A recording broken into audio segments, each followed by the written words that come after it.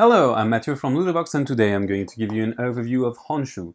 Honshu is a card-laying game, and it's for 2 to 5 players, ages 8 and up, and it plays for around 30 minutes. So in Honshu, we're going to play as provinces, and we try to make our provinces bigger. So we are going to do that by placing cards on top of our cards, so we build on top of and not on the side of, which is very important in the game. We are going to play cards, and these cards are made up of a few things. So you have different province styles. You have 6 of them per card. You might have fields, lakes, towns, each with different abilities, also resources, sites, production and consumption, or forests, for instance. So that's the first thing that we can find on cards. The second thing that we find on cards is a number that you can find here on top and at the bottom of the card.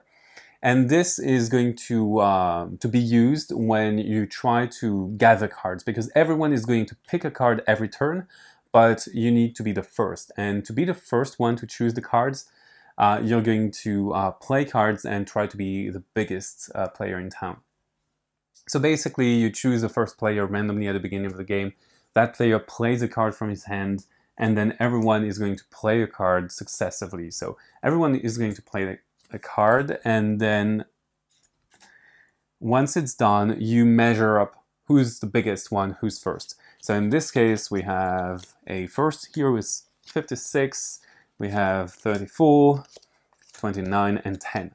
So the first player is going to select a card among the ones that were placed. So that player can choose his own card or another card.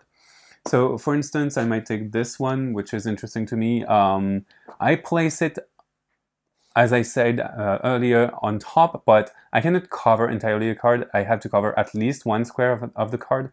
I can cover any number of squares up to 5, but that's it. You just place the card, and if you have lakes, you cannot cover lakes. Obviously, you cannot dig earth and place it into the lakes. So the lakes are going to be a bit more complicated to build around than the other buildings and terrains. When you place a card in your province that has resources production sites on them, you place a cube of the matching color on the card, and this means that you have a resource available. So you can consume resources for 2 things. The first thing is gaining victory points, but I'm going to allude to that in the end of the video. The other thing that you can do is increase the number of your cards. So if you play a card on the subsequent turn, you can spend a resource. So for example, I could spend this and place it on the card, and then it would award me with 60 points. So it makes the card very strong. The cards are numbered, they are unique, they go from 1 to 60.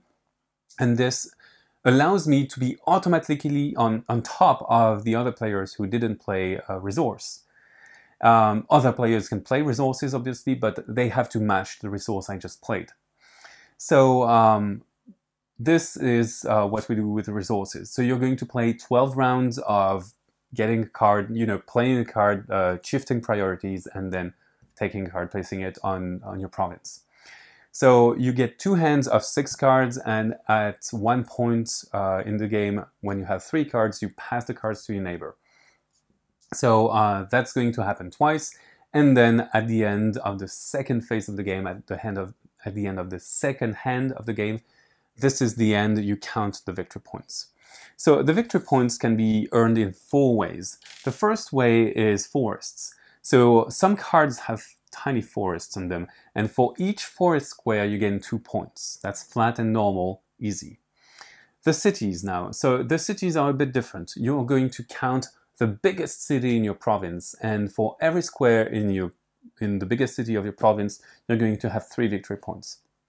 So for example, I have 3 cities here in my little province, and one of them has 2 squares and the other ones have 1 square, so I count only the biggest one, so I get 2 points. Then we have the resources I talked about earlier. So there are some sites that consume resources, like this one, and if I have the matching resource at the end of the game, I place it on top and score the victory points so between 2 and 4 per site and per resource I gave, and I can give only 1 resource per site. And finally, the lakes. So I told you that the lakes could not be built upon, and there is another rule for the scoring. So if I have only 1 square of lake, it's not a very beautiful lake, it scores nothing. And then for every square of lake, I get 3 additional points. So the first one is worth nothing, the second one is worth 3. Then if I place a third, I have 6 points total, and if I place a fourth, I get 9 points. So it is incremental. So these are the 4 ways to score points, and the one with the highest total is going to win the game.